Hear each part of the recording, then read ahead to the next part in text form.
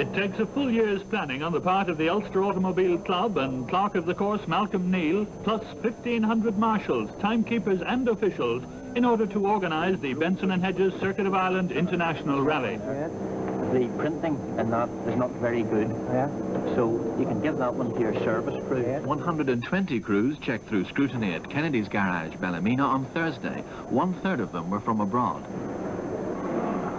3 times winner Roger Clark of Britain in an experimental works Ford Escort was making a return after an absence of 4 years.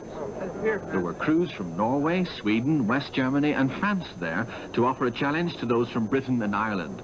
And so, with scrutiny as regards safety and eligibility complete, the stage was set for the start from the Ballymena Showgrounds on Good Friday afternoon. Despite wintry conditions and threatened snow showers, the crowds gathered to see the expensive machinery.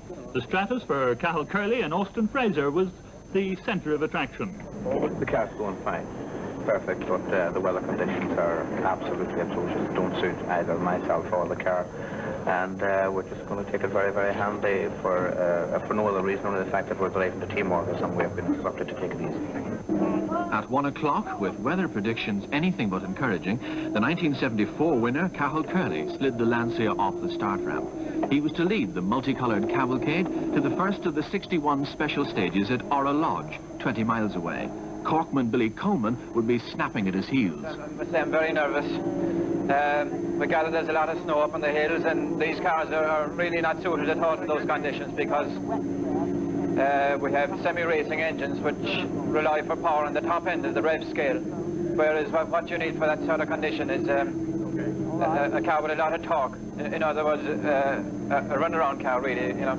Coleman in the Ford of Ireland-backed Escort had Dublin's Paul Phelan in the hot seat. Billy was driving in borrowed gear, his own having been lost in Spain some days earlier. Brian Nelson of Hillsborough with Drexel Gillespie were at number 3 in a BMW. Roger Clark was next in line. We haven't started yet, but everything looks fine so far. Roger Clark was piloting a left-hand drive Escort with Jim Porter alongside. The car was powered by a fuel injection BDA alloy engine, and the Clark-Porter Escort combination brought the highest standard of competition to the circuit for several years. With the number 5 spot empty, Nigel Rocky and Peter Scott in another Escort were following Clark's exhaust trail. Adrian Boyd and Frank Main were waving the flag of the Renault Alpine equipe. Twice winner Adrian was down on power since he was running with a near standard engine. But one thing was certain, Boyd would be trying all the way, despite the weather and despite the lack of horsepower.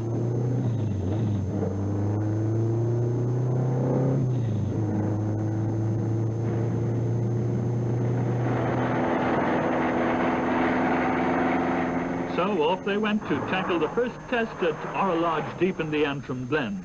Making sure that everything was ready for the rally cars, officials carried out a preliminary tour of the route. Conditions were at freezing point when Cathal Curley charged through in the revolutionary Lancia Stratos.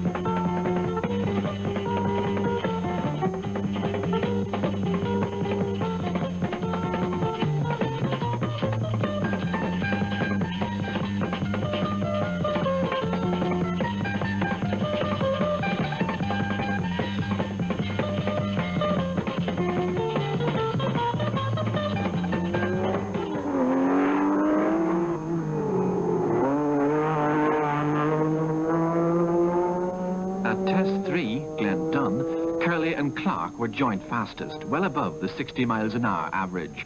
But after a most promising start, it was a sudden end for Cathal Curley. The Stratos burnt a hole in a piston. It was impossible to continue.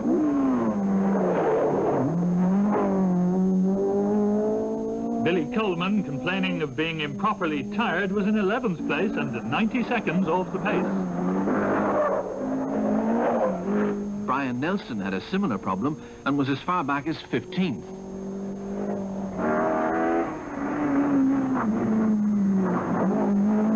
Nigel Rocky led, but Roger Clark was trying very hard to move him out from that position.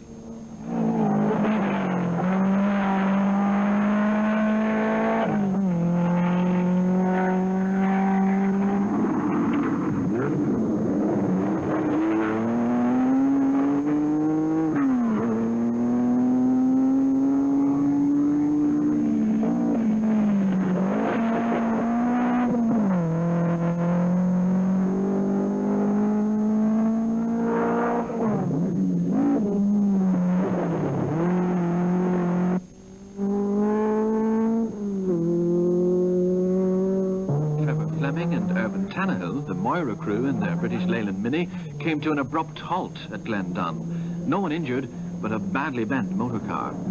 The toll of dropouts was staggering. John Tansey, Greg O'Gorman, Willie Crawford, Philip McCartan and Jody Carr were on their way home before the leading drivers arrived at Sion Fin to tackle the 6th speed test. At least the weather was improving. Very slow start, mainly because we had a bit of a mix-up with our service team, and we had to do the first 3 special sections and rough road tyres, which really cost us an awful lot of time and was a bit demoralising as well. But now we're on the right tyres and the sun is shining and going a bit better. Not too bad. We've had no problems at all. I do believe that we've had the wrong tyres on for most of the event. Everybody was very concerned about the snow. The first stage was the worst. We ourselves arrived at a right-hander, and just by God's grace we got round, and I think that applies to about 90% of the field. I think at the moment we're lying about second behind Roger Clark, 6 seconds behind Roger Clark. There's been a lot of icy spots here and there which you're always very wary of, and consequently don't like to take too many chances on that sort of surface. What's your rev limit, 12 and a half? Well, give me take 3. Our ref kind of broken and he's gone much better ever since. Your wife is thinking now, I think. Adrian, is Roger looking for some tips From you on this stage? Oh, I wouldn't imagine so. No, I don't think so. He seems to be quite happy. He's not really looking for anything. I think he's after a sandwich here. That's what we came over for.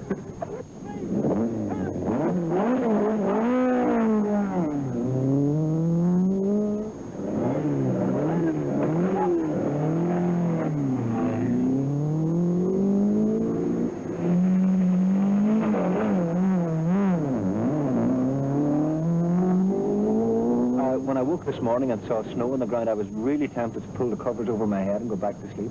I mean, I know White Christmas sold a lot of records, but I'm seriously thinking of writing one I'm dreaming. I'm dreading of a White Easter. Sion Fin, they headed into the night, and by the wee small hours had started arriving in Ennis.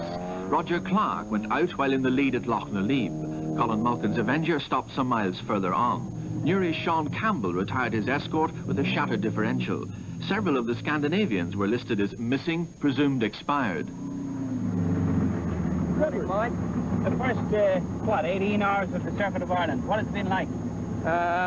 Very enjoyable, thank you, Mike. A bit slippery in places, but the stages have been good, and all the timing and organisation has been spot on, so we've really enjoyed ourselves.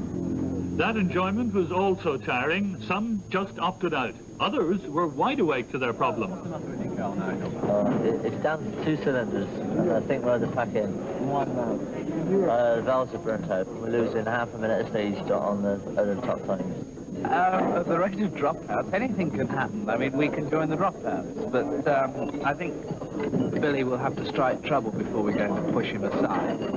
He's obviously, he knows the roads around here, and he's going like an absolute bomb, and his car seems to be in one piece, and we're having real trouble even trying to keep up with him. So I think we'd be quite content, I think, probably to settle in second place and play the waiting game, hope he maybe makes a mistake. With as many as 20 retirements, Billy Coleman and Paul Phelan were overall leaders at Ennis for the Works Ford team. Will Sparrow and Ron Crellin in the dealer team Vauxhall Magnum were 96 seconds behind in second place. Nigel Rocky, David Agnew and Desi McCartney were next in line. this circuit was certainly proving a severe test. Here, yes, and there's your replacement.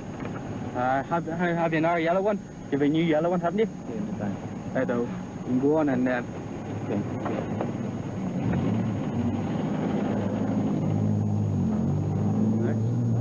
I think the reason for it has not been the severity of the rally. It's been tougher the first night this year than previous years, but I think it's been the level of competition.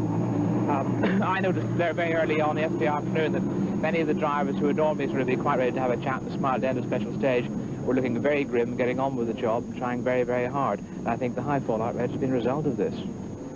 I was a step to Michael, I presume.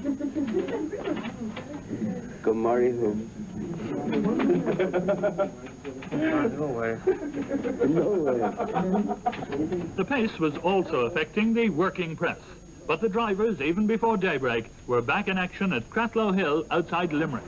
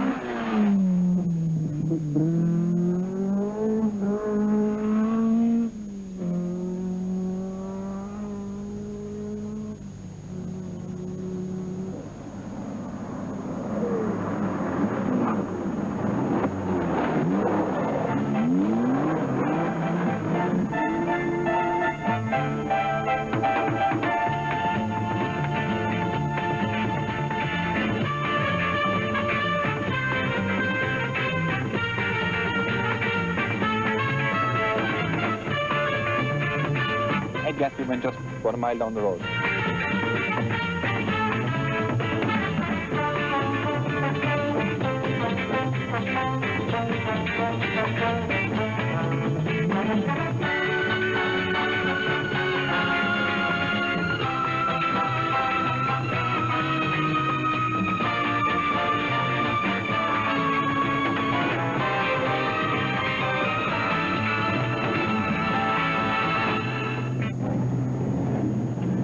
First 24 hours' work resulted in the cars arriving in a crowded Killarney around lunchtime on the Saturday. Only 78 out of 120 starters made the journey. Nigel Rockey's Escort expired on Coronaher Hill.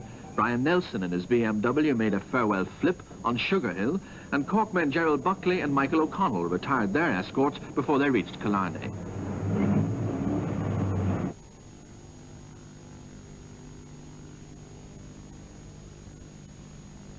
Rally was just a pleasant memory. Billy Coleman brought in his Escort 91 seconds in front of Will Sparrow's Vauxhall, and having changed to half shafts as a precaution, Coleman should have been reasonably happy. Well, happy for the moment anyway. I don't think we've a very big lead, but we've had a lot of problems, mainly in the field of tyres. We were very often found ourselves in the wrong tyres, and we dropped quite a bit of time because of that. But well, tomorrow we hope to be sorted out a bit better. Service crews were kept busy. The cars had been pounded and punished for 24 hours, and there was a lot more to come. Brakes and tyres were a priority, and the engine, of course, was also given a once-over. Will Sparrow, with 2 minutes on the leading Porsche, was still apprehensive. Well, I didn't know the penalties. You say I've consolidated. I assume I pulled a bit ahead of other people. I'm certainly having a lot of trouble trying to pull a few seconds off Billy. Every time I take a few seconds off him, he takes them back again on the next stage. So I think we've ended the day's rallying since breakfast with about 1 second change in the position. Well, this is the back there, Paul. You should come over. Will you?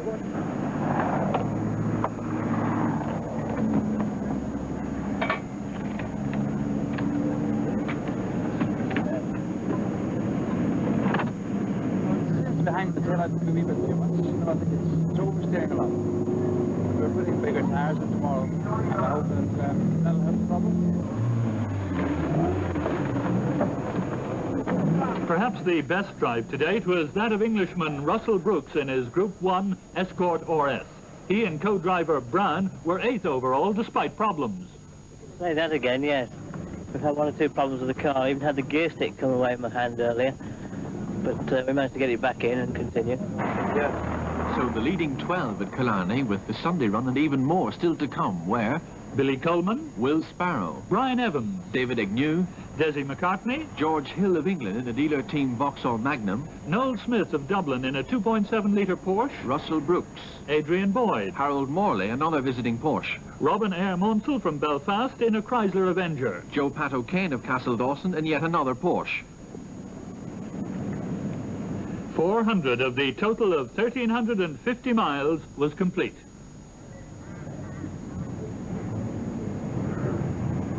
Sunday morning at daybreak, Billy Coleman was the first to arrive up at the top of Mall's Gap.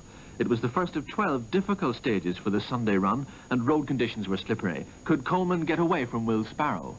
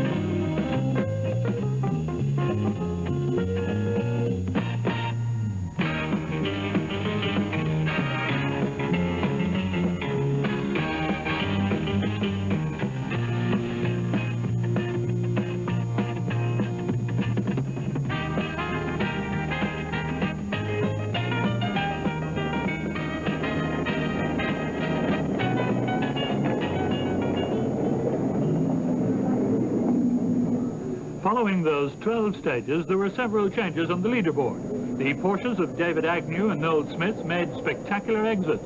Will Sparrow ended his tremendous challenge to Billy Coleman when the Vauxhall stopped in full flight with mechanical problems. Desi McCartney and Terry Harriman in Porsche number 7 closed the gap on Brian Evans's Porsche to just 15 seconds. Billy Coleman was leading for Ford by 6.5 minutes. Well, it was a bit mixed. We had very nasty weather to begin with, and very wet, damp conditions, and suddenly it dried out towards the evening, and well, everything went very well. The Tim Healy Pass was the most frightening section for the Corkman.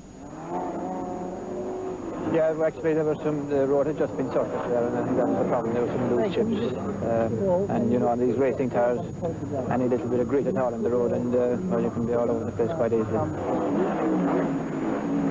It was a happy position to be in. And what did Billy's father think of his performance to date? Well, I think he's driving steady, I'd say. And if he keeps going now, if the usual don't happen, I'd say this is a bit more exciting than football or hurling even. You can't say until you're across the line. We've lost a little bit of time to Desi today. He's very close on our heels, and there's a long way to go. Anything can happen yet. Well, we'll be trying to make a little ground. Time will tell. In Finland, we have the main sponsors. They are cigarette companies. Yes. And I think if the banner and advertisement comes, we are in great difficulties there. Belfast's Michael McGlade was seeded 125th and was now 17th overall. For his 4th rally, a tremendous drive. I wouldn't say so, no. I think it's just been very lucky. You know, I don't know. I was shocked myself, I mean, to find out. I wanted to take it easy. I mean, I did this rally, I wanted to finish it, and I still intend to finish. I mean, I don't want to do anything daft. I actually said before I did this was an ambition of mine to do the circuit, and I said once I did it, that was me. Finished. It's too expensive. The cost of the car and servicing was only a part of Michael McGlade's reason for being pessimistic about the future. Killarney's hotels and catering establishments seem to have been hit by inflation since the previous year. Prices were high for food and accommodation. It was estimated that the rally and its many supporters brought to the town close on £250,000.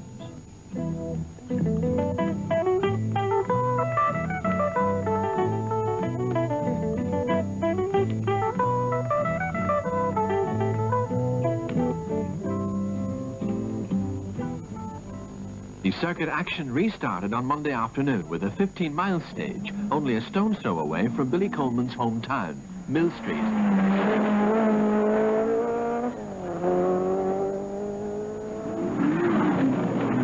Among these spectators were golf professionals Peter Townsend and Roddy Carr. We eavesdropped on their conversation. Tremendous amount of concentration must be demanded, but at the same time I think sort of it's one of these sports where it's a reaction sport. You don't have time to think. You just do it. You see it, you do it. It's so different to golf in the way that we only depend on our hands. These guys are depending on their mechanics, on their cars, on everything. I think there's an element of luck in every sport, but probably more so in this because of the. Oh, here comes Evans. Look.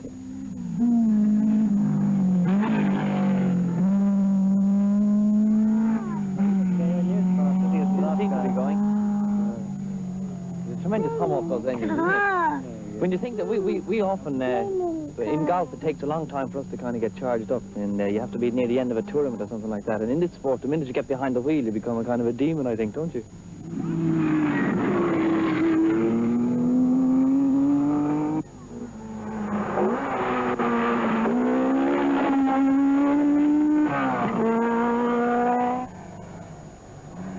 Billy Coleman's footballing brother John was keeping a watching brief on his stage time. Excuse me, who's the fastest in that stage? Why, don't talk to me, please. No, oh, I'm sorry. My apologies. Oh, definitely Coleman. Coleman took 16:21, 16 minutes, 21 seconds. Yeah. Next was McCartney running immediately behind him with 16 minutes, 31 seconds. And Evans, Brian Evans, 16 minutes, 37 seconds. Very good. So Coleman seems to be comfortably extending his lead. Fine. Thanks very much.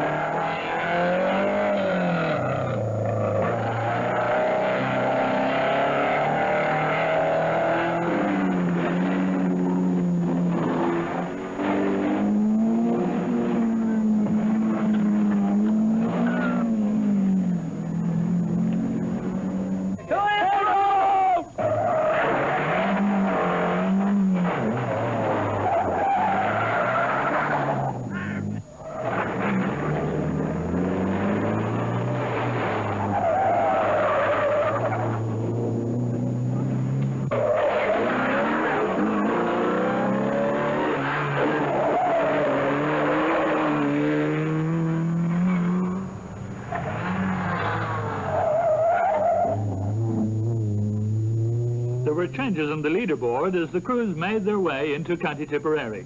Desi McCartney had captured second place. Adrian Boyd moved to fourth when George Hill's Vauxhall gave out. Harold Morley moved ahead of Russell Brooks to be fifth. And what about Phil Coulter? Well, I had my doubts yesterday in Killarney and a couple of very hairy moments when we were sort of on two tires, two wheels. But it's a lot of lads. We're delighted to have got this far, and we can only hope we can get as far as Lauren. But shortly afterwards, Phil Coulter changed his tune. A stone wall put pay to his effort. But the leaders kept charging on.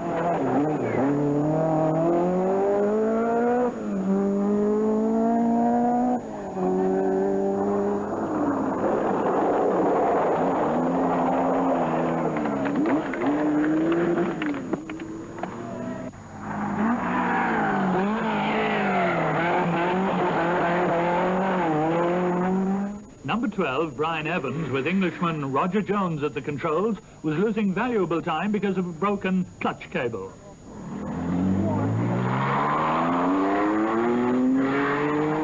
From Tipperary, the 50 cars still in the hunt made their way through the countryside, and by nightfall they were speeding along a section at Killarney Cross near Tullerone and heading for a meal break at Kilkenny.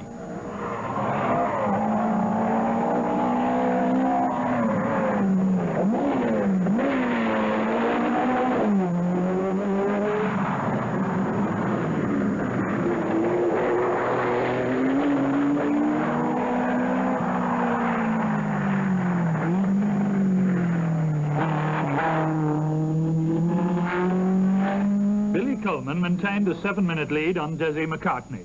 Derek Boyd, the second of the Boyd family from Carnmoney and consistently in the top 15, ended his run earlier at Moanvaughan. Still ahead lay two of the most frightening stages of the entire rally, Ockavana and Sally Gap.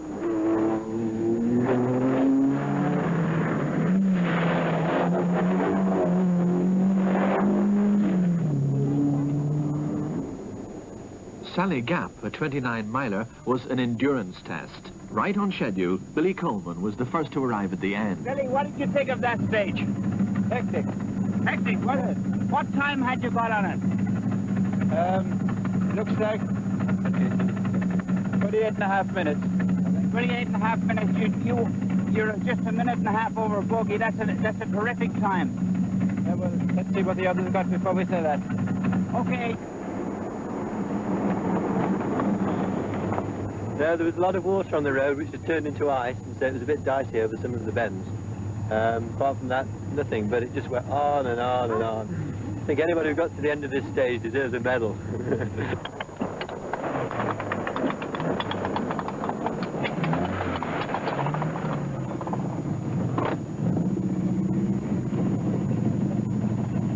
Oh, incredible. Absolutely incredible. I lost about 10 pounds in weight. Right through the night, they continued to drive. Joe Pat O'Kane dropped out and Brendan Fagan made it into 7th place with his Escort, but there were few changes among the top 6. Adrian Boyd was 4th in front of Harold Morley. We should be able to keep them, I think, behind us all right. Now that we're into the twisty stuff again. Put up the 5, and 5, forward, 3, 2, 1.